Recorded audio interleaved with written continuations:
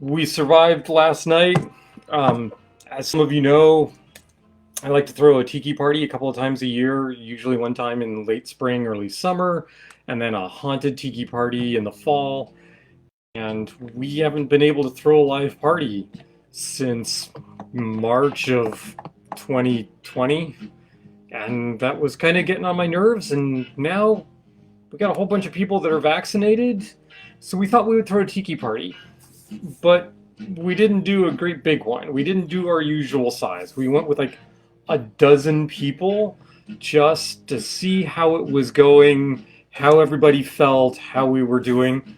I think it was a pretty big success. It was a different vibe than the larger tiki parties.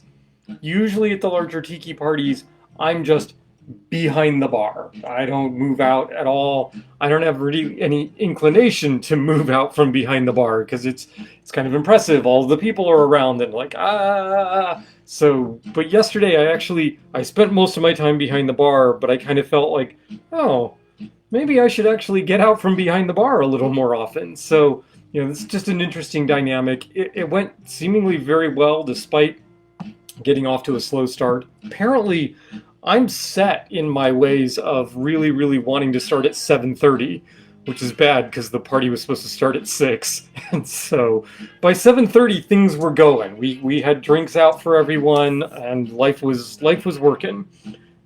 Fortunately, one of the saving graces of throwing a tiki party and being the bartender is that you can always put together a punch ahead of time, and people don't swamp you immediately with drink orders because they can just go up and get some punch. And, well, when you have punch at a party, invariably, if you're doing it right, you wind up with more punch at the end of the night than you know what to do with.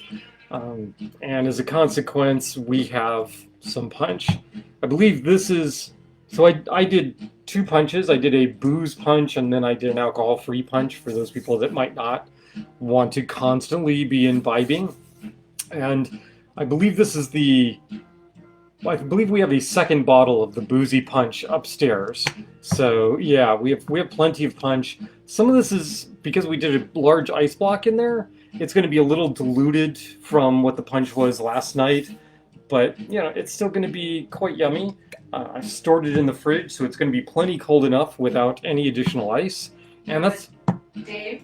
That's what we're going to toast with this evening. We have a Dave. Hey, Dave. Mr. Heinsohn and Mr. Terry are joining us. Excellent. Miss Colleen. Yay. How's her hair? Yeah, I wasn't going to bring that up, but, there was an incident with a candle and hair last night. That's all I'm going to say. That's it. There will be no further speaking of this. Dave and Chris are over in Maryland. David and Chris are almost local. Excellent. Yay. So at some point, I'm going to have to make the trip out to Molly, their boat, and figure out what to do for a bar for them. And yep, Andrea says the punch was very yummy. Yay. All right, so we have punch for toasting. So, I'll just do this. My dear wife is advertising for DiscCon, so which is in December, not August. Yeah, ignore this, right? It got moved. I'm your husband. I can do this. Yeah. Ignore that. Yeah, it's in Washington D.C. It'll be in December. Mm-hmm. Punch, celebrating successful party and being able to have social events with people. Yes. Yes. Yay. So one of the issues with doing the party last night and not being quite where I wanted to be in terms of prep for the party was I had no clue what I was going to do for garnishes for any of the drinks last night. Usually I have them all prepped ahead of time, so I at least know what I'm going to do. I had no clue last night. So tonight we actually have some clues to what to do for garnishes. So my apologies to everyone that was at the party last night. We're going to have better garnishes this evening because we actually have thought them out some. So that's the way it goes. Seems like punch. Yeah. Oh, and cheers to your barback. Oh, Dan. My barback Dan, who kept us in glassware and actually limited the amount of cleanup we had to do back here, which was really, really nice. And kept glasses flowing and was fetching me things from the back room. And was wandering around picking up glasses. Another interesting call was that showing you I wasn't at all prepared to start this was within the first round of drinks, I had emptied 3 bottles. And so it was like, I need to go get backup bottles of all of these. Of course, I had backup bottles of everything, but... What is DisCon?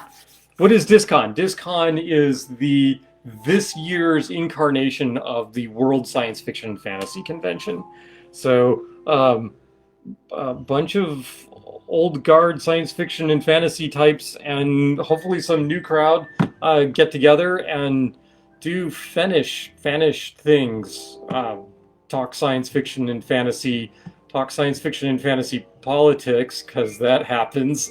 Like, who's going to be running Worldcon in upcoming years and that sort of thing. In fact, we have a prior Worldcon chair who has just joined us. We do? Who's Ruth? Ruth is a prior Worldcon chair. Forget listening to me. Don't listen to me talk about what Worldcon is. Ask Ruth to tell you about what Worldcon and Worldcon is. So there you go. All right, toasting should happen. And when toasting happens, I should drink. But apparently I've been talking and haven't drunk. So I'm going to drink some. Yay. Here's to the punch. So the punch is a simple 1, 2, 3, 4 recipe. 1 sour, 2 sweet, 3 strong, 4 weak. Classically, my 4 weak is a tea of some sort. And I really like a Russian Caravan tea, which is a combination of really smoky teas all blended together. It makes for a really nice base for my punches. The sour component is almost always a bunch of different sours that I actually have left over from Star squeezing all of the juices. So it changes all the time. The sweet, okay, to be honest on the sweet is kind of like, what syrups do I have in the back room that I need to use up? That's usually where I get my sweets from. And kind of the same way on the rums, bottles that are getting pretty close to being empty, or if I use some of them in the punch, will be really close to being empty and can be added to my infinity bottle. Those sorts of things all go in. This year, I have some Bacardi that has had peaches soaked in it, and so I used some of that as well. So there's an interesting peach note in the punch. And all of that came together, and it seems to have worked. People seem to have liked it. I like it. It's good. Punch, right? You need punch in your life. Okay, so we did a menu last night. It's tart, so I'm keep going. So we printed up menus, which you can't quite see. Well, you can see the menu, you just can't read anything on there. But there are 6 different cocktails, 1, 2, 3, 4, 5, 6 on the menu. And this evening, we are going to revisit 3 of those cocktails that I think would benefit from having nicer garnishes done with them, and a couple of minor, letting you know a few things that I learned about making these cocktails last night. Can I do that? Can I put this up here? Like that? No, that's just going to look stupid. Okay, that goes away. So much for doing things like that. So the first of the 3 cocktails that we are going to do is the Navy Grog. Standard classic cocktail that uses 3 ounces of different rums in the blend.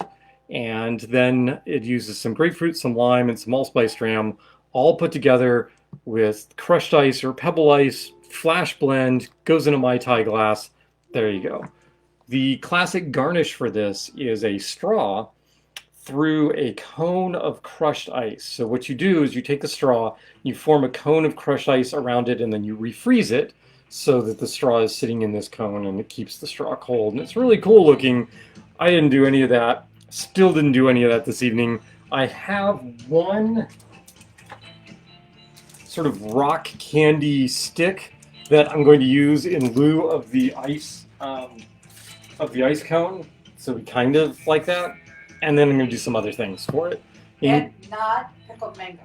And not pickled mango. Yes. So we learned our lesson. One of the things we like to do is just pick up something strange from the internet that is something that is strange to us from the international market and try and use that as a garnish. Last night I dropped some pickled mango that we had gotten into the When the Levee Breaks cocktail, which is one of the others we're going to be doing this evening, as a garnish. And everybody said, the pickled mango's not half bad. It just needs to be in a salad or on a sandwich and not anywhere near my drink. So, okay, lesson learned there. Test things out ahead of time. Hey, how you guys doing? Yeah, tapping. I know I'm not supposed to tap the glass, but they're not fish. They're jellyfish. And they're not real. Okay, they're plastic. It's all be fine. They're not gonna get traumatized. I hope. If I'm capable of traumatizing plastic jellyfish, then I'm really good. Second drink we're going to do tonight is a variation of the Saturne. The Saturne classically has passion fruit syrup in it, and I wanted to change that up. In the original incarnation of the recipes for the Tiki Party, I had 4 out of my 6 drinks using passion fruit. By the end of the menu creation, I ended up with none that had passion fruit syrup in it.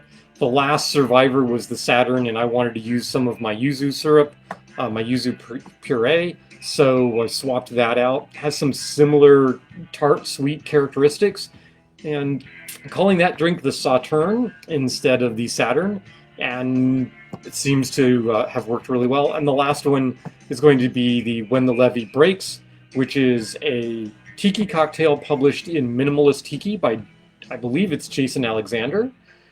And what to say about that? It is a riff off the Hurricane and uses a fairly large amount of Fassionola, which is part of the reason it was in the recipes that in the running, because I wanted to use up some of my Fassionola.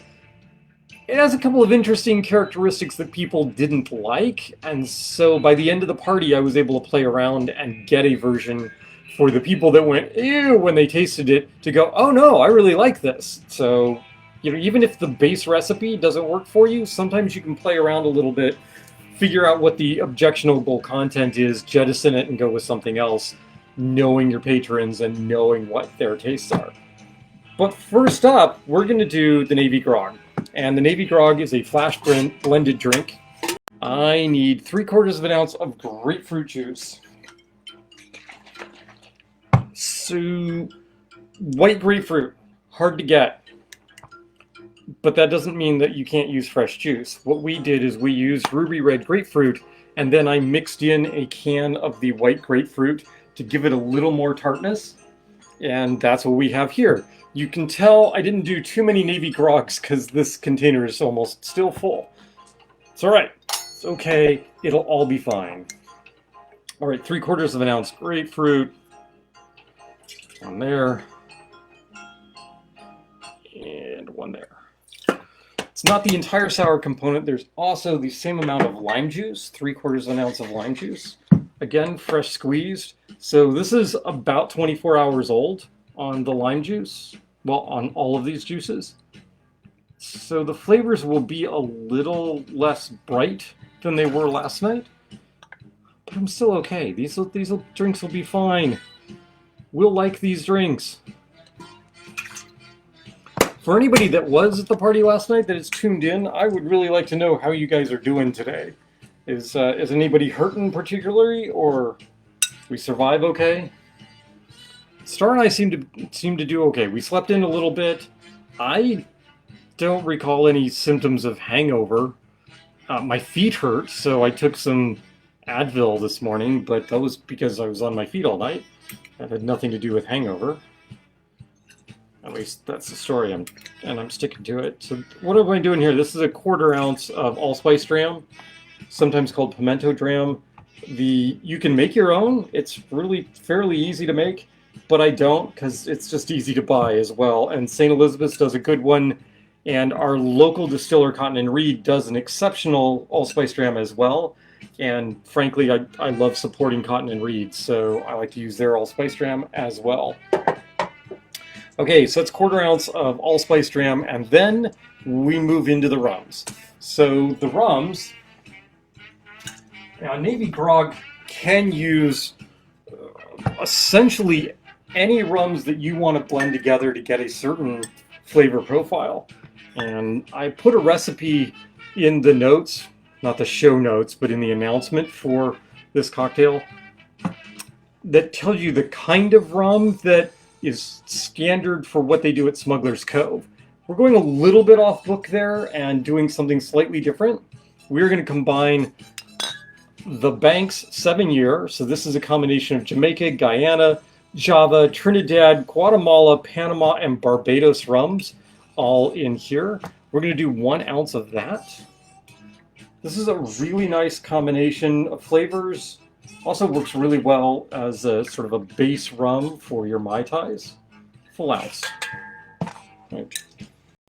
Second up on the rums is the Zacapa 23. Now, do not be mistaken here. The 23 on there does not refer to an age statement of being 23 years old. The oldest rum in this bottle is 23 years old. They use a Solera system, which we don't have time to explain the Solera system to you. But suffice to say, there is a small amount of 23-year-old rum in here. But the vast majority of this is much newer rum. But this is still quite a tasty rum. It's a little on the sweet side, but I think it makes for a good rum for the addition that we're going to make here. 1 ounce of the Zacapa. And then I want to add some funk to this. And friends of ours, Brooke and Andrea, brought us some rum. They brought us the funk, so I thought we would use that because I wanted a heavy, funky rum, but I didn't want something so funky and so strong that it would take over the cocktail. So I think the funk worked really, really well last night for the Navy strengths, the Navy Grogs, and we're going to do the same thing. So 1 ounce of the funk. There we go. 1 ounce there. 1 ounce there. These rums go back on the bar. On the what I refer to as my speed rack, just up here. So we're going to go a single scoop of ice in each of these, and then we are going to flash blend them. We're going to dump the contents into our Mai Tai glasses. So, single scoop. And it goes. Flash blend. Move the menu out of the way. 1, 2, 3, 4, 5. Done. There we go. And that goes into a Mai Tai glass. And here we're going to use the Shores of Carcosa, a Horror in Clay Mai Tai glass. And look at that right there. Nicely done. Next up, same thing.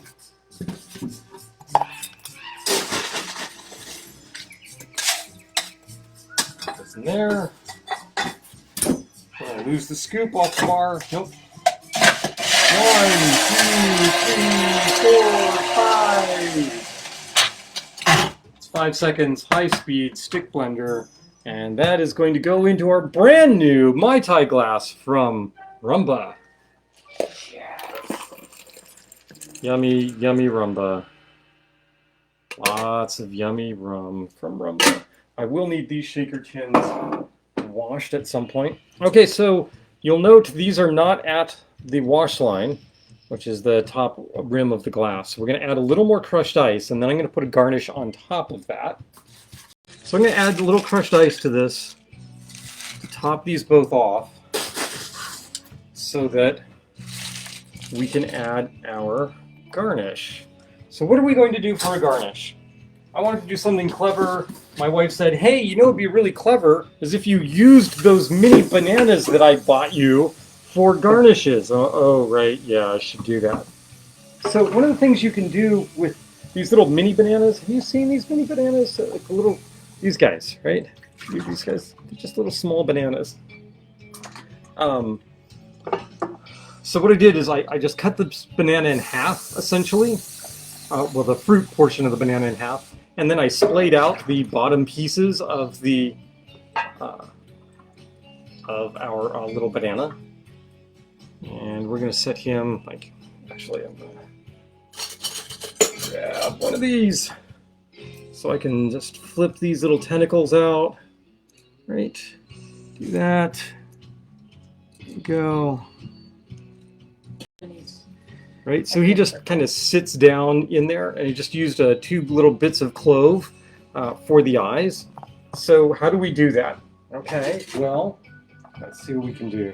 I've got a cutting board here that I need to get to, but I've got a bunch of stuff piled up on my cutting board. So there we go. Here's the cutting board. All right. Now, bear in mind, I don't do this kind of garnish very often, so if I flub this garnish, sue me. Don't sue me, that would be bad. Don't do that. So we're just going to whack off the bottom of this, and have a little bit of... Well, okay, fine. I will finish garnishing this for you. Star evidently really wants her navy grog. A little bit of mint would not be adverse here. So that's going to go in there, right next to our little squid-like dude. You moved them. I moved them. What did I move? The straw? Oh yeah, I moved the straws. So Star tends to like her drinks a little on the sweeter side, and in lieu of the cone of ice, we're going to do a cone of sugar. So that's just going to go right in here, like that. And then we're going to stick a straw in there. And we're going to go with a wide rim, wide barrel, girthy straw.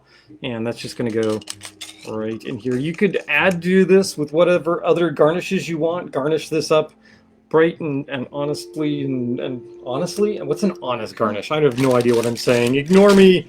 Garnish it with a lot of stuff. That's what I'm trying to say. How was the Navy Grog? She did not get a Navy Grog last night, so...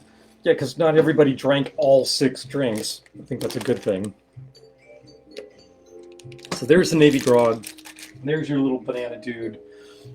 If you're wondering about the orange lighting, we have mood lighting up for the party. We're going to leave it up there, and that's why we've got a little bit of the orange. I went ahead and put the bar under the white light, but the rest of the room is in orange lighting, which gives it sort of a twilighty feel. Because we're doing the party in 2 parts. So here's the banana. We've cut the bottom off of the banana. We're leaving this little top piece here, and we're going to put the eyes there. What you can do at this point is just take your paring knife, and you want to cut into that to make just a little like smiley face. Or you can do like do a cutout for a tooth, just like you do with a jack-o'-lantern or something, right? And the reason you want to do this first is because the banana will brown where you've cut into it, and so the smile will then show up a little better. And then I'm going to just put in 2 little X's here to make it easier for me to insert the cloves for the eyes. And then I will just go way up here, and I'm just going to cut through, all the way right in half. Right in half. There we go. So that I can pull out the yummy, yummy banana goodness that's in here. It's going to go in here, and we're going to run the knife along the inside of the skin and make these little incisions so that we have tentacles that we can splay out over the cocktail. Doop, doop, flip him over. And you don't have to do as many of these little tentacles as I'm doing. You could do just like 6 or 8 or something like that. Your little banana dude. We need the cloves. You can see he's already browning up. Well, maybe you can see. Yes, he's already browning up. So you get the little smile. Cloves. Oh, learned a really important lesson today. Okay, maybe it's not that important. But if you're dealing with cloves while you're making cocktails and you have bar mats, don't drop the cloves onto the bar mat because, well, the cloves will sink down into the bar mat and become really hard to get out. And there we go. Here's the little guy. He's got his little eyes. There's his little tentacles. And we're just going to set him right up here in the cocktail. And I'm going to have to splay these little tentacles out. And I do not have a cone of sugar. That's fine with me. He goes in there. I'm going to grab a straw from over here. I'm going to grab a tentacle straw and stick that in there. And the banana I will use later. Don't worry about that. That's easy to eat.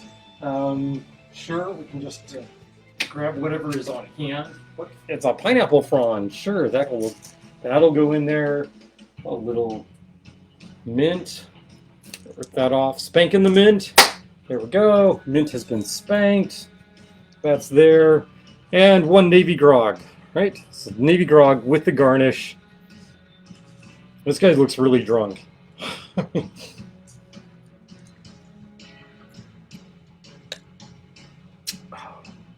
Oh, tart, lovely. What do you think, Star?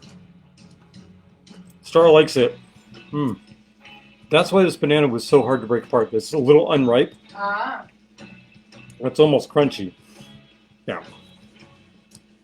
The banana I did for Stars came apart much easier earlier in the evening. So it must have been a more ripe banana. So that's a Navy Grog with your little banana dude garnish. The other thing you can do with bananas is you can do a dolphin. And I'm going to use this portion as the snout, or you can use this portion as the snout of the dolphin. Little eyes go here. And then you can just perch him on the side of the glass, shooting up over the glass. It's very cute, but we elected to not do that for this particular cocktail. All right, here we go. You know what? That seems really, really tart. Did I forget something? Grapefruit lime. Yes. I'm a silly boy. There's supposed to be syrup in that. That's why I need the sugar so much. That's so there's supposed to be 3/4 or only a 1/4 ounce, but there's supposed to be a 1/4 ounce of spiced or vanilla syrup in that cocktail. I'm like, that's very tart. Why is that very tart? It's because yours truly forgot to add the spiced syrup. I'm not even sure if I put it in the show notes, so I'll have to remember to do that. How would I correct that at this point? I would go grab some spiced syrup and put it in there, but I don't have any spiced syrup. Out. Oh, why? Yes, I do. Here's the spiced syrup that I was going to do. So you'll note this spiced syrup is relatively clear.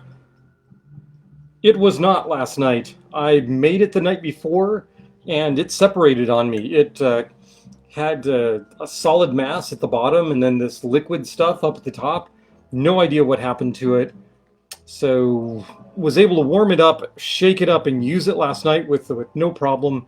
But this morning, after pulling it back out of the fridge, it had done that again. So I warmed it up again, threw it in a pan, added a little bit more water. How much spice syrup? Just a 1/4 ounce. 1/4 ounce per. All right, I'm gonna move the little banana dude here. He can sit right there and watch the rest of this. I'm gonna go there. You want to bring that back up, and I'll add some spiced syrup to that. I knew something was wrong. It's like, did you see my face when I took a taste of it and went, "That's really tart. That doesn't taste like a Navy Grog. Something's not right." Well, I thought that's why you put the candy in it for me, because you knew I wouldn't like it that tart. No, that's much tarter than even I want. All right. I did put a link to the smoothie straws So let me see if on this works. the.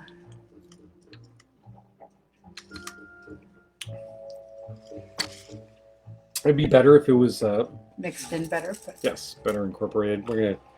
Here. He can join his friend. Yeah. Oh, that's amazingly better. And I'm actually going to kick up the spice syrup a little bit for you. A little more than a 1/4 ounce. because I'm sweet. Because you're sweet, and you can use this to just stir that with. Yeah. Stir that in. You'll be fine. You'll be happy. So, to the best of my knowledge, I did not make any similar errors last night. Don't know. You may have noticed that usually during these broadcasts, my recipes are right up here on the board. Oh, look at the green power. Oh, yeah, Green Lantern. But when I was checking the recipe, I looked over here. That's because for the party last night, I put all my drink recipes on blue tape over here by my rums so that I could just look and be reminded of what the recipe is. And sure enough, it says right here, quarter ounce spice syrup. Yep, should have gone in there. There's a little bit of sweetness from the allspice jam, but not nearly enough to make that drink work. Now it works much better. That was, Ruth likes my shirt. yep, that's better, much better. Okay, so that's drink one with new garnish, the little tentacled banana thing critter. We'll call him Fred or something, I don't know. Sitting there on my bar now. So the second... Oscar the octopus. Oscar the octopus. Okay, these... So what are you going to do for the second cocktail? So the second cocktail is the Saturne, as opposed to the Saturn. The only difference between... Well, there's two differences between the classic Saturn and this one. The classic Saturn uses a dry gin. We're going with a slightly different gin. We're not going to go too far afield. We're not using a big botanical gin or something like that. We are going to use the Empress gin that we've used in the past. And I'm substituting, instead of the passion fruit syrup, we're going to go with yuzu for this. As I mentioned earlier, it has some of those same notes of being both tart and sweet. And I think it worked really, really well last night for the Saturne. But we might as well discuss what we're going to do for a garnish. So the Saturn itself does not have a canonical garnish. I've done various things that I think are cool, like taking a cantaloupe and doing melon balls, and then using, say, a dried wheel of either orange or grapefruit. If I can get this open. So taking one of these and doing a melon ball that's split half on the top, half on the bottom, to give you kind of the Saturn with its rings kind of look. There are other ways of doing similar things with garnishes, and while I used a bit of dragon fruit last night as a garnish, I used it in a different cocktail. I used it in the Hawaiian room, where I used it to rim the outside of a small martini glass. Tonight we're going to do something different. What we're going to do is we're going to take a dragon fruit. So if you've never seen dragon fruit, this is what a dragon fruit looks like. So this is a dragon fruit. And it's got this weird sort of leafy things. It's bright red on the outside with these greenish leaves. And if you open it up, it's got a white fruit with little black seeds within it. Apparently there was something that generated laughter. I don't know what. Star just went cackle, cackle, cackle. Banana dude. Banana sailor drinking lots of rum. So I've cut the center out of the dragon fruit, and I'm going to create two garnishes with this. So I'm going to cut this center piece into two rings, like such. Okay, got it?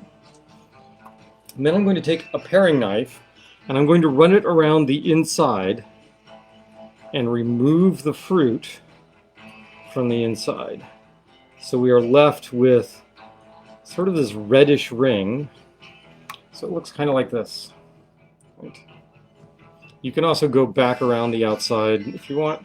Take a little bit more of the... It's easier to do on the cutting board, dude. You want to make sure you leave the ring itself intact, though. There we go. Like that. Here's our ring, like such. Okay. And do the same thing with this other one. Get on with the drink. No, no, no. Gotta do the garnish. Gotta do the garnish. You can imagine making 5 or 6 of these at the same time, but having not done the garnishes ahead of time, it would have been a pain. All right. This yummy dragon fruit, actually it's a very mild fruit, kind of sweet, not really crunchy. It's very, very soft. You're not going to see a whole lot of dragon fruit syrups or anything because the flavor would just get lost. Next up, I'm going to take a melon baller to these portions of the fruit, and I want to get a nice, good ball, like such. And see where this is going? We're going to go like that, right? Okay. So then I'm going to take a skewer. Here is a cocktail pick. This one actually has kind of a spacey look to it. You can't see at this distance, but trust me, it does have kind of a spacey look. Goes through the outside of the ring, then we stick the ball in, and then it goes through the other side of the ring. Right? And so you end up with a garnish that looks like that. That's what we're going to do for our garnish for our Saturne. There's one, and then I need to do the same thing again. I'm going to go with a slightly bigger scoop. See if I can get a little larger sphere. We have a bonita. Oh, that sphere looks like it got hit by an asteroid because there's a big chunk out of one side, so we're going to use the other half of the passion fruit. There we go. There's a nice big sphere. Grab another cocktail pick through the outside, through the center of the sphere, and then through the other side of the ring. There you go. There is your garnish. That's all well and good. That's kind of awesome. That kind of looks pretty. But now we need a cocktail. And we're going to make one. We're actually going to make two. Because apparently we're in the mood to drink this evening. These guys are blended drinks, but they are blended. We're going to do them blended in an actual blender, not a stick blender. So I'm going to double all my proportions so we have two of these. So normally it's a ½ ounce of lemon. So we're going to double that, do a full ounce. If I can find my sugar. Pardon? Oh, Star now has been trapped by the cat. All right, so we got an ounce of lemon. And then we would normally do a ½ ounce of yuzu puree. I'm using Monen's yuzu. So that's going to be 1 ounce of yuzu puree. I know what you're saying. You're saying, wait a second, Pooch. You're usually putting syrups in first and then your citrus. Yeah, it's just the order that they're written over here, and I just don't have the brain power to actually correct it. It's all right. We're still going to clear out the jigger using other things. This is not the only sweet component for this cocktail. Next up, classic sweet component for the Saturne is orgeat. Show how to open those. Okay, apparently there's a secret to opening these bottles. I never knew that this was some super secret. People were trying to pull up on this little metal ring that's here on the front, and if the bottle is at all sticking and you're trying to get your fingers under that, it's really hard to do. I don't know. I've always done just pressed on these guys back here. Right? So it just goes pop. That's all it is. You're using the leverage of the lever itself to help you open the bottle. I opened the bottle like that, and 3 people around me went, "Wait, how did you do that?" I was like, "The way that you usually open these bottles?" The recipe calls for a ¼ ounce of orgeat. So that means we need a ½ ounce of orgeat because we're making 2 of these. Right. So there's a ½ ounce of orgeat. And then we would normally do a ¼ ounce of falernum. Doubled would be a ½ ounce of falernum. And here we're using John D. Taylor's Velvet Falernum, put out by Foursquare Distillery. So ¼ ounce doubled, it's a ½ ounce. I will sometimes forego the falernum and just double up the orgeat, but in this case I'm going I'm trying to be a little more classically inclined with this recipe. Next up, we need Empress gin. And in this case, it's normally a 1¼ ounces of gin. So that's going to be 2½ ounces of gin. Did I just lose a light? No, it seems like the light is going on and off. I don't know. Something weird is happening with my brain. Empress gin, vibrant blue color gin, but it changes color in the presence of citrus. And it goes from this vibrant purple blue to pink, which I just think really makes a gorgeous, gorgeous looking Saturne. So we need, what did I say, 2½? Yep, 2½. So I'm going to go with a ½ ounce here. Here's the ½ ounce. And the blue goes in, hits the citrus, bang, turns pink. It's so pretty. And 2 ounces Empress gin. Better cocktail making through chemistry.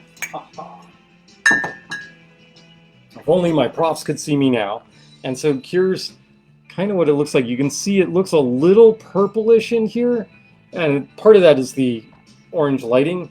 But as we throw some ice in here and then blend this up, it's going to go pink. Not vibrant pink, but a light pink. It'd be really nice. I'm actually going to throw there's a chunk. I've got another chunk in here. Yep. And then a scoop. Pebble ice. That's all pebble ice that's coming in there from our friend Dave, who goes by the only Dave that matters. I will not weigh in on the appropriateness thereof. All right. So this goes in the blender, and unlike everything else that we've been doing that is flash blended, this is blend until slushy. Yeah.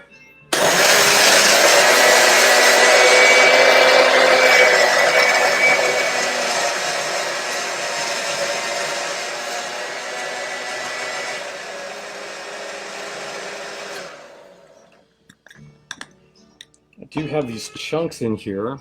One of those did not break up, which is this big guy here did not break up. That's unfortunate. That's what happens when pebble ice melts and then refreezes.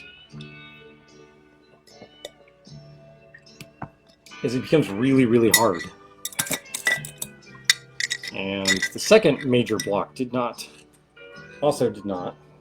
So that goes away. So you're seeing all sorts of warts and wrinkles here. It's alright, it's okay. The drinks still come out okay. A little more.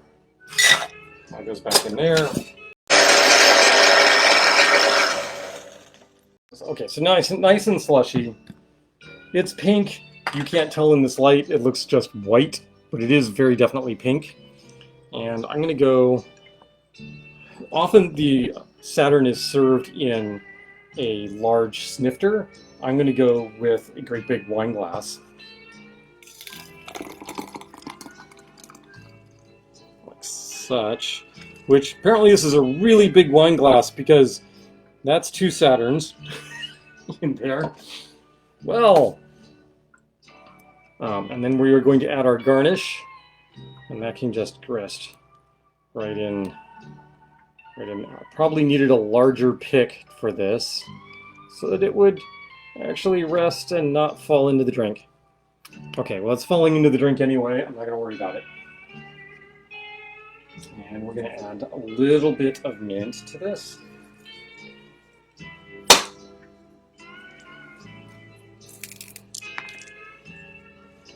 Those guys go right in there. This was amazingly pretty mint about 30 minutes ago, and it's just, even though it's sitting in an ice bath, it's going wilt. So I don't know what its problem is. I don't care. Need a straw in here. Actually, you don't normally need a straw for these, but in this case, because I'm putting all this garnishy stuff in there, a straw is probably a good idea. And there we go. Here is our Saturne with delightful little Saturne-like garnish. Oh. Maybe the fact that I made a double for Star will help allow me to have some other drink this evening, because I have a hunch she's going to drink all of this. Yep. I suppose what I could do is I could just mix up another one.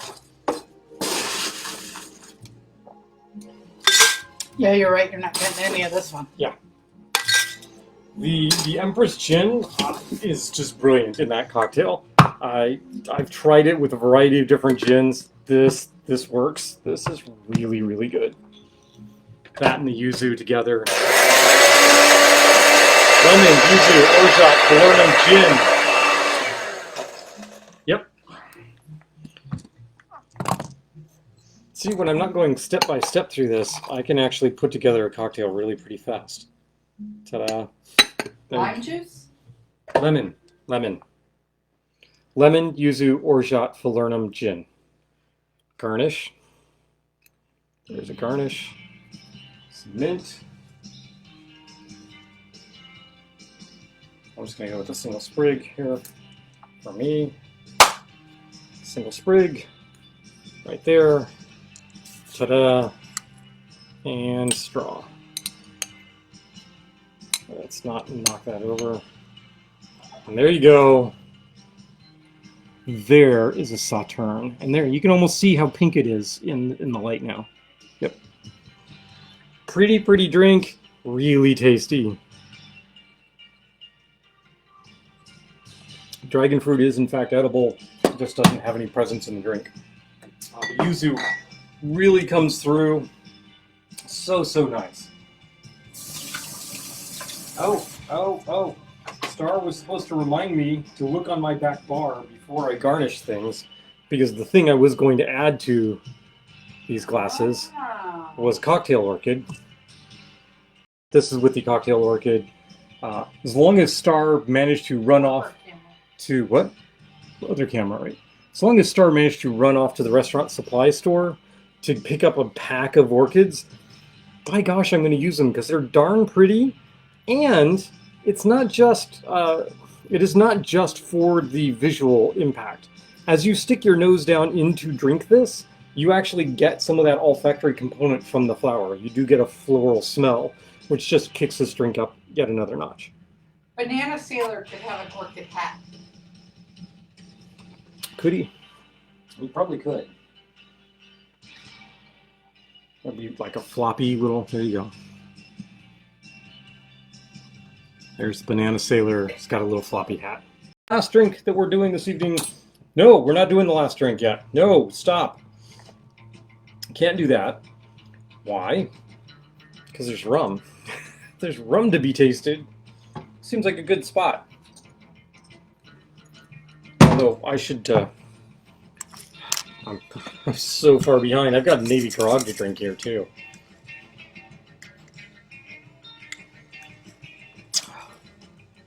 There's totally different drinks. The Navy Grog is a 3 ounces of rum, stand up there, smack you in the face going, "You're drinking rum." And the orgeat is, "Hi, I'm a nice, pretty, tiki, tropical, floral drink. Don't you love me?" And this is also like amazingly good on really hot and humid days. That's so pretty. Oh, okay. Beside myself with how good I was on the Garnish for that. Okay, so what should we try now? Let us go ahead and try. We did open this and try this last night, and the general consensus of the people that tried it was, wow, that's hot, and a very, very tight rum.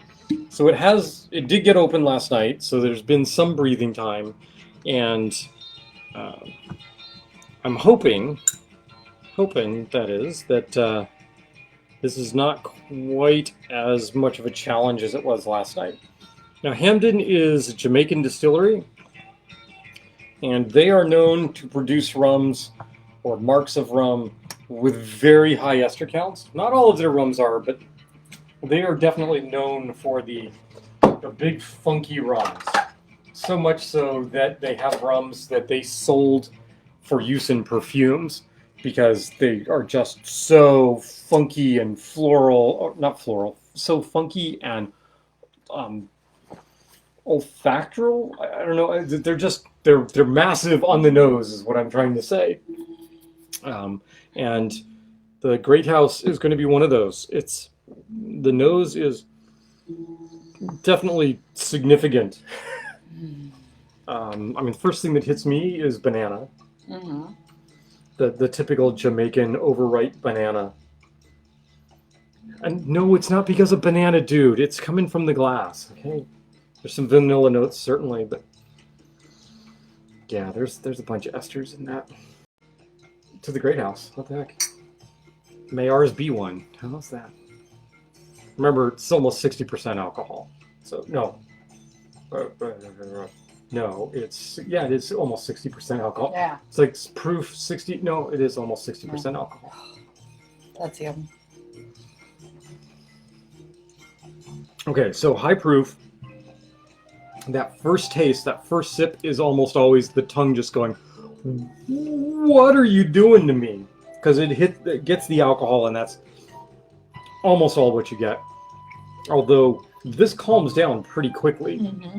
I think our palates have also been awakened from doing all of this. And it sits there and it just lingers and lasts. I'm a little jaded because, well, I recently had the triptych, which is so freaking good. But this is quite nice as well.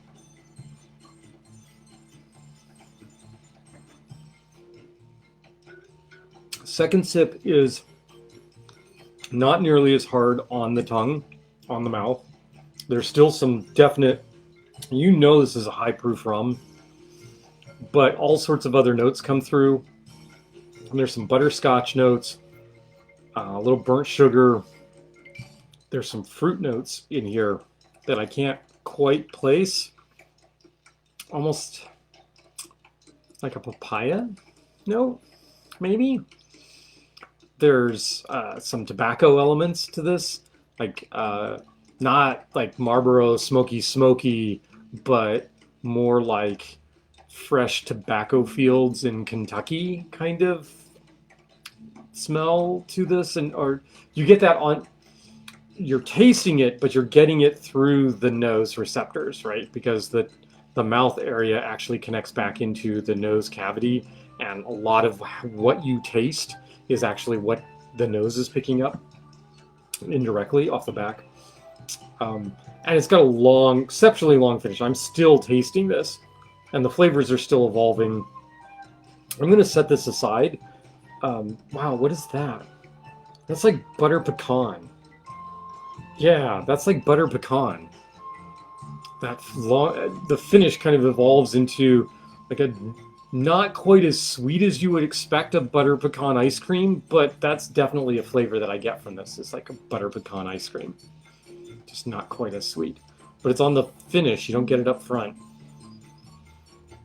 So that I don't... like the caramelized sugar coating on a creme brulee. Well, Star's going with the top coating on the creme brulee, the actual brulee portion, that caramelized sugar. I can see that.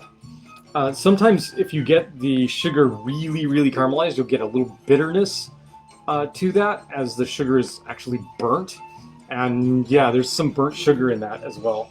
But I could sit here and probably pick out tasting notes on this for another 20 minutes or so, and you would find that really exceptionally boring to sit there and watch me do that. Last drink is When the Levee Breaks. And this was a drink that was developed as a riff off the Hurricane, specifically for Matt Petrick's book, Minimalist Tiki. He commissioned a series of really awesome bartenders to do drinks for that book.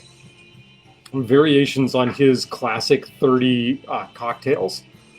By the way, if you're at all into tiki, tropical cocktails from the 30s and 40s, and sort of mid-century America, that whole craze, it's really hard to go wrong with Minimalist Tiki from Matt Petrick. It's really awesome.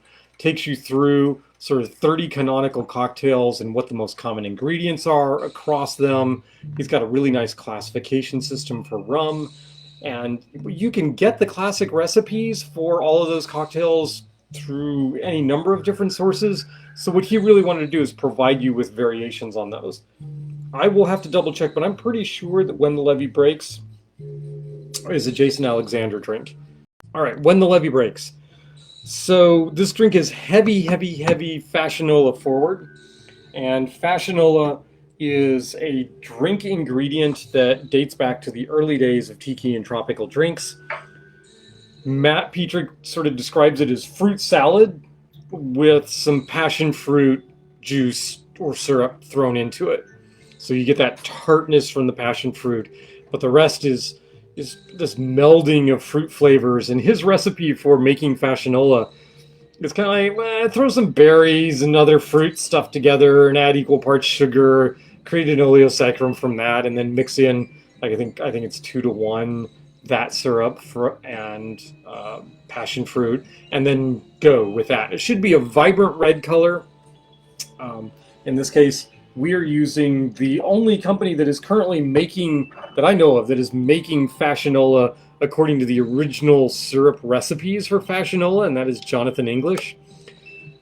I gotta tell you, this stuff tastes an awful lot like Hawaiian Punch, or how I remember Hawaiian Punch tasting, maybe just a little bit tartar. Man, is it sweet, and we're going to use a full 1.5 ounces of it in this cocktail. So the cocktail comes together, it's served with crushed ice, and then there is a drizzle of Fernet Branca on top of it. Now, Fernet Branca is a very, very bitter aperitif or digestif, and has these kind of menthol-y flavors to it, and it's a very polarizing kind of ingredient. It used to be that it was the bartender's handshake, so somebody in the hospitality industry chatting with the bartender, the two of them would share a little shot of the Fernet Branca as kind of a, hey, you know, insider to insider kind of thing. That's kind of fallen out of favor now. They've moved on to doing other things, including like shots of Midori, which I find really strange to go from Fernet Branca to Midori, but whatever. And various other digestives. So originally for the garnish for that, we threw in the pickled mango, and folks were like, "Wow, what is this flavor? I do not like this." And we thought it was the pickled mango, and so I made up a cocktail, another batch and they didn't use the pickled mango in it. And they're like, "No, it's something else. It's not the pickled mango. The pickled mango makes it worse, but that wasn't it." So my hunch was that it was the Fernet Branca. So I tried again, and because it was pretty, I mean, the Fassionola is really sweet, little tart, but really sweet, and can be kind of overpowering. And that's why the Fernet Branca is there, is to act as a counterpiece to that. It's like, well, what if we didn't try and counter that, you know, and balance it that way? What if we just lengthened the cocktail with something else to lighten it up some? So that's what we did. We used a little Topo Chico, which is a sparkling mineral water that I've been told, you have to have Topo Chico in your house. It's really great in cocktails. And I went, I've never had Topo Chico before, but sure, I'll buy a 4-pack and see what it's like. So I made up another one of the When the Levee Breaks. I topped it off with a little Topo Chico instead of the Fernet Branca. And immediately the people that were going, "Oh, I don't like this," went, "This is really good. We like this." So what do you know? So just a minor change on it. I'm not saying that my version of When the Levee Breaks is a better version of the cocktail. What I'm saying is that the people that were here for our party liked it better with the Topo Chico, and that is knowing your audience. If your audience wants a lighter, less kind of in-your-face drink, then serve that to them. So let's go ahead and make a When the Levee Breaks. We're going to make my version with the Topo Chico because we seem to like it better. First, I'm going to have another sip of this Saturne.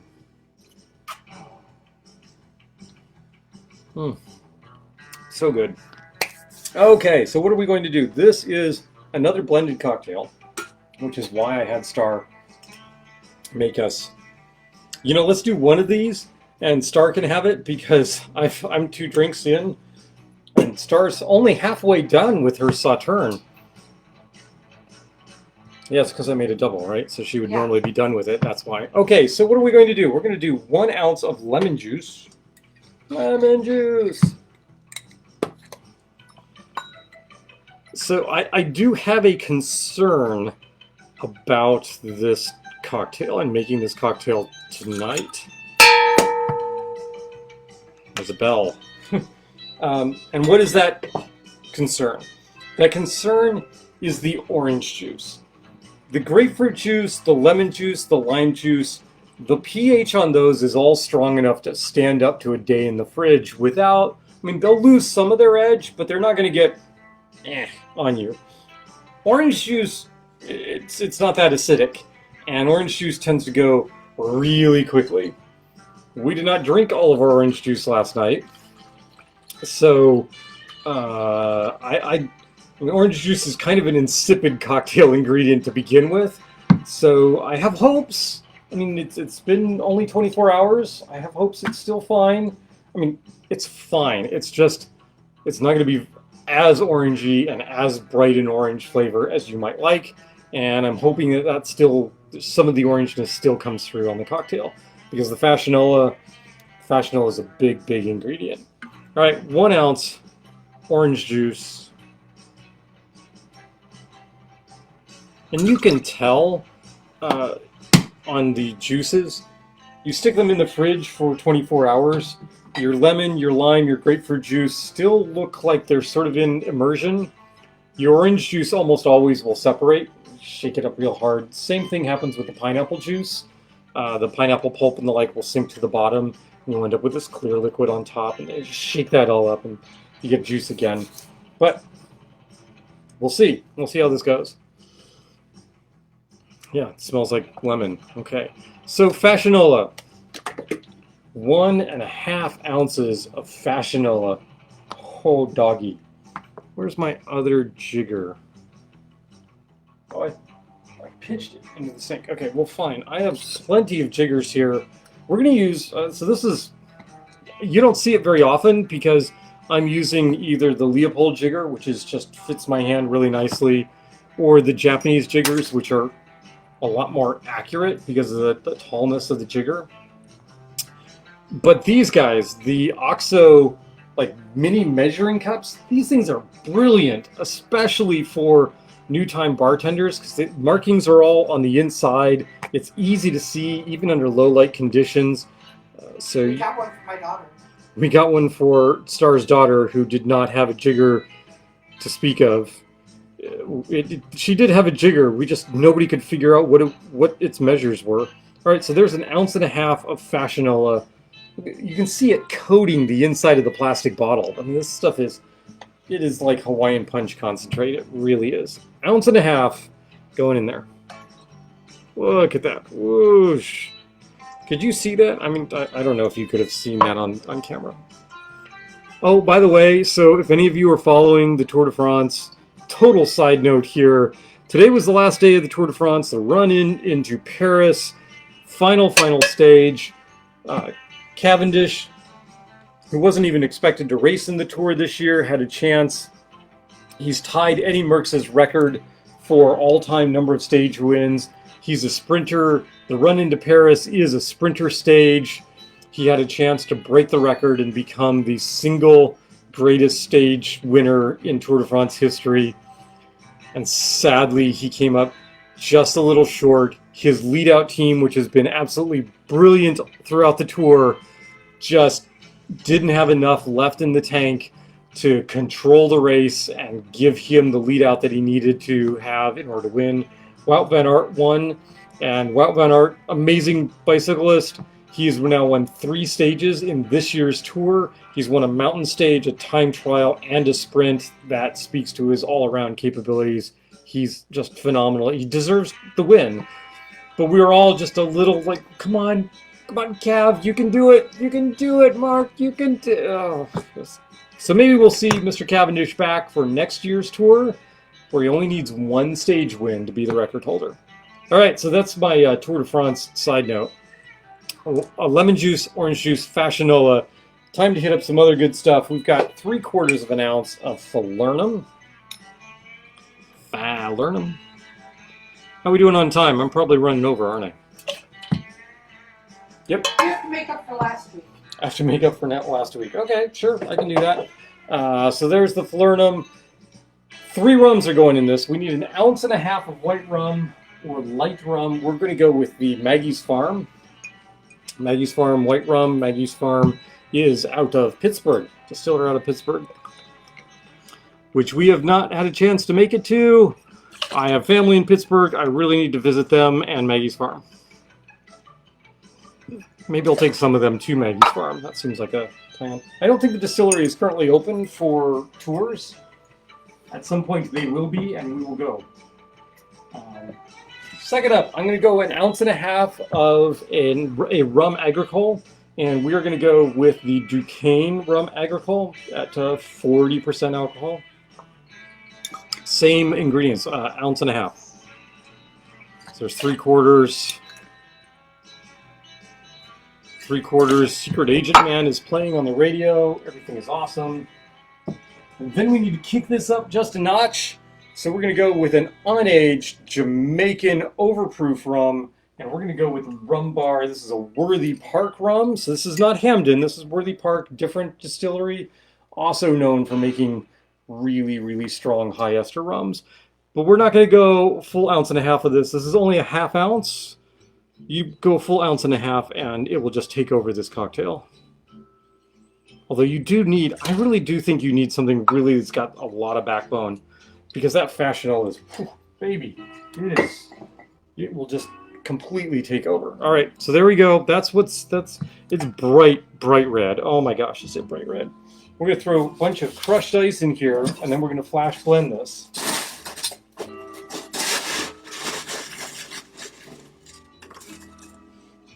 So there's a scoop.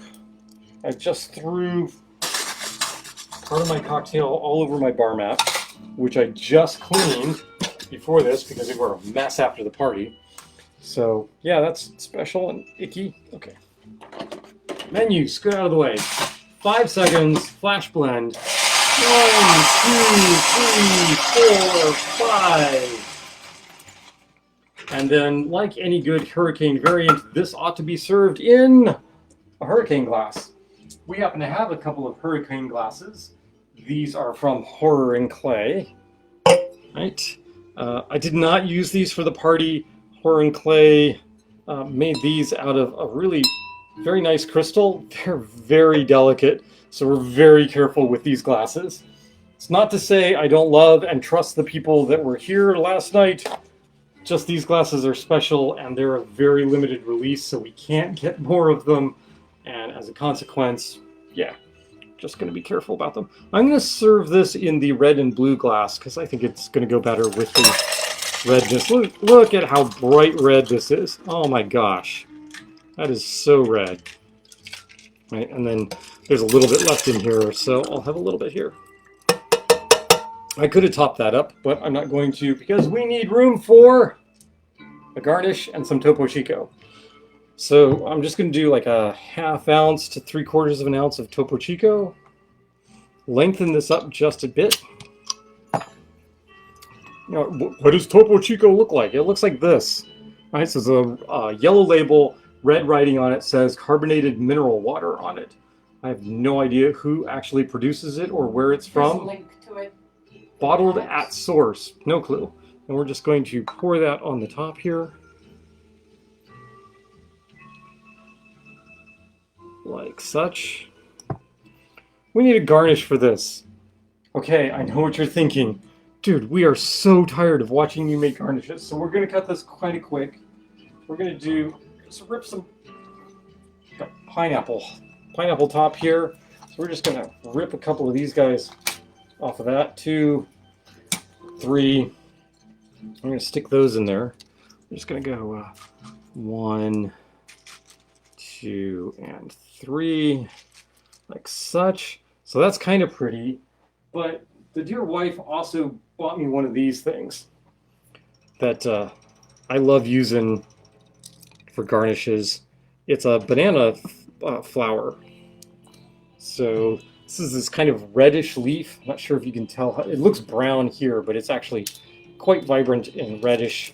especially on the inside. So you just peel off like the outer layers of this. You can actually eat this. It does need to be kind of cooked before it's actually really tasty. And it has these weird fingers on it, which are just kind of strange. I'm going to take those off.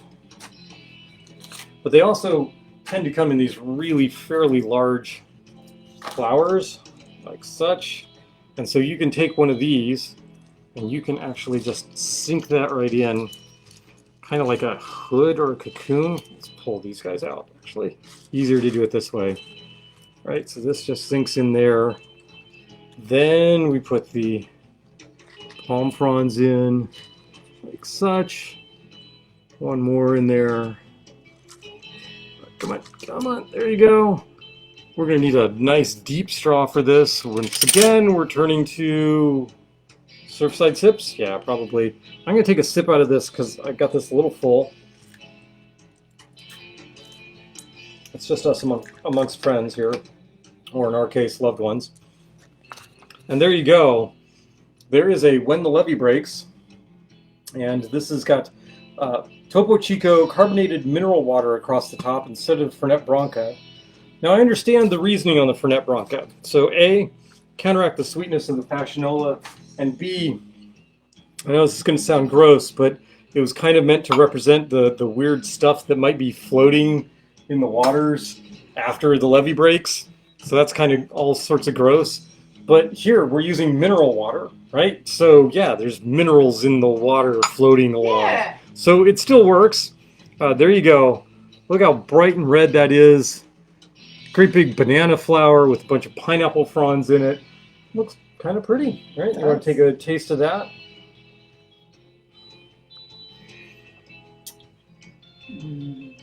Yeah, see?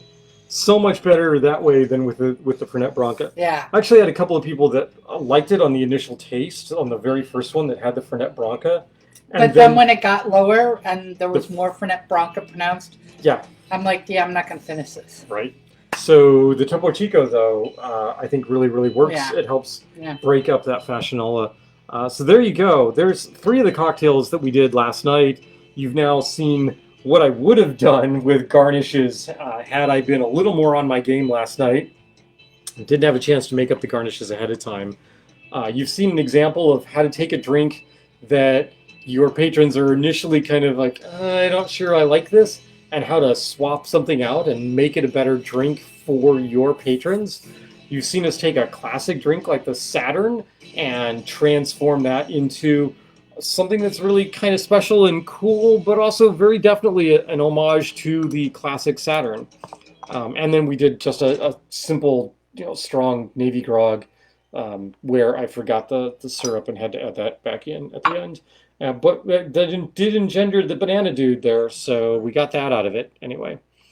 So that's not quite it, because there's another rum that we haven't tasted. So I'm going to go back, I'm going to taste the Great House.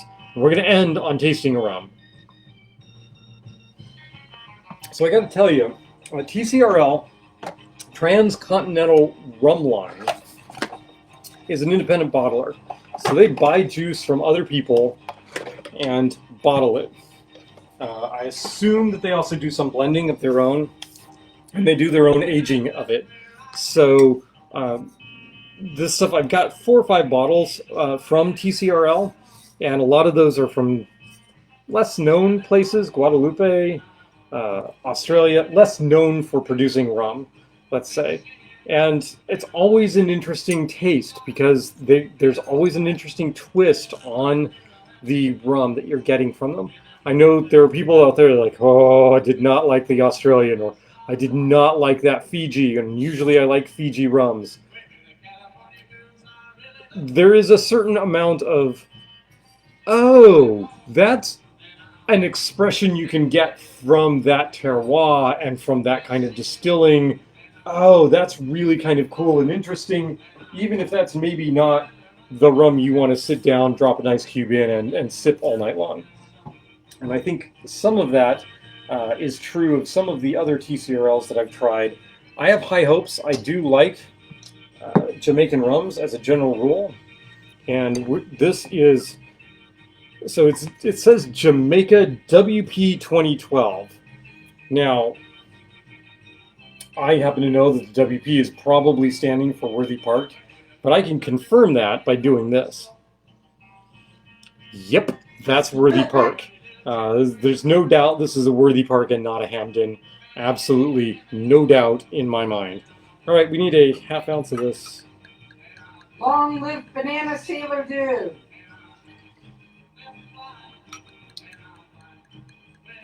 Love the emphasis on garnishes tonight. Yay! Who said love the emphasis on garnishes? Christine. Excellent. You can blame my wife for that emphasis on garnishes. I was like hemming and hawing trying to figure out what we were going to do, and she said, "Why don't you emphasize the garnishes that you didn't get to do last night?" Okay, I could do that. Sounds good. What is this? This is aged in tropics for 4 years, aged in Europe for another year after that, and it is bottled at Navy strength. That is 51.18%. Yeah, okay. So this, much lighter rum in color than the Hamden. So interesting. Here you go. There is some Worthy Park. Now I did open the bottle earlier, so it had a chance to get a little air in there and work around, but it's still probably going to be a little tight. But yeah, Worthy Park. Worthy Park. It's like, we could do this. Just pop that open. Yep. Yep. See? One of the interesting things we did last night was a friend of ours, Andrea, liked Baku 5, but it was running low. And so I brought... At her house. At her house, not at our house. Yes. And so I brought out all the Bakus, the 3, 5, 8, and 12, and let her and a couple other people do a flight of... A vertical flight of Baku rums. Ooh. And it was interesting to see how different people like different expressions. So that was, I think, educational for all of us, that there's not a right, better necessarily. It's all very subjective. What do you like? Yeah, what do you like best? Yep. So what do you think? I like this even better. Do you? Yeah. I think they're just very different. This is the Worthy. This is more to my palate. The Worthy Park is a little more straightforward, I think. Mm-hmm. It's not as complex. Mm-hmm. It doesn't linger as long. I don't think it goes through quite as much. Right, but for this, you don't have to be as educated to enjoy it. The Great House, I think, benefits from knowing more about rum, whereas this... Oddly enough, the 4 percentage points difference is huge. Yes. You wouldn't think that it would be that much difference, but oh my gosh, the Worthy Park is so much easier to just sip. It's not a challenge to sip it, whereas the Hamden was like, whoa, that's a drink, when you get that. No judgment, Pooch. Yeah. So, a little bit more about the party last night. Usually at our tiki parties, we invite 25 to 30 people. We had an invite list of 15. We had 11 people show up. 11, yep.